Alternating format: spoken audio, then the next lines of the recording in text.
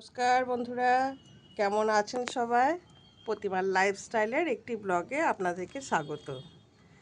তো এখন পিটুনিয়া সকলেই তুলে ফেলছে, কিন্তু আমার পিটুনিয়াটা এত বড়ই ঝাড় হয়েছে, তাকে তুলতে কিছুতেই আমি চাইছি না।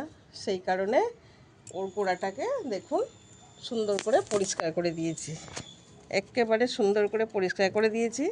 আর এই যে ফুল ফুটার পরে এই যে অংশটা, যেটা ফুল ঝরে গেছে, সেটাকে আমি কেটে ফেলে দিয়েছি। যেমন এই এই অংশগুলো আমি এগুলো কেটে ফেলে দিয়েছি।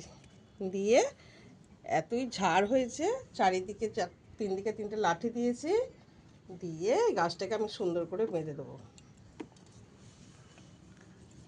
হ্যাঁ, এই গাছটাকে যেমন চন্দ্রমল্লিকার আমরা বেঁধে দিয়েছিলাম, সেই চন্দ্রমল্লিকার মতো গাছটাকে সুন্দর করে চারিদিকে বেঁধে দেবো প্রোটেকশানের জন্য।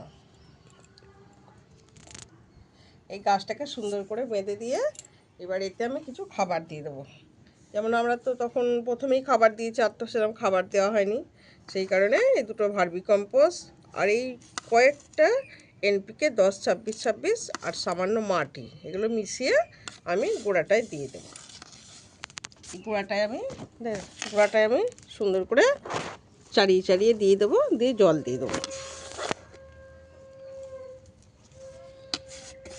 আর এই সময় গাছটাকে খুব রোদে রাখলে হবে না, একটু রোদ একটু ছাওয়া এরকম জায়গায় রাখতে হবে, আর বুঝে শুনে জল দিতে হবে। তাহলে পরেই অনেক দিন ধরেই আমি গাছটায় ফুল পাবো। এইভাবে একটু হালকা করে জল দিয়ে দিতে হবে, কোনো সময় যেন বেশি জল না হয় সেই দিকে আমাদের নজর রাখতে হবে।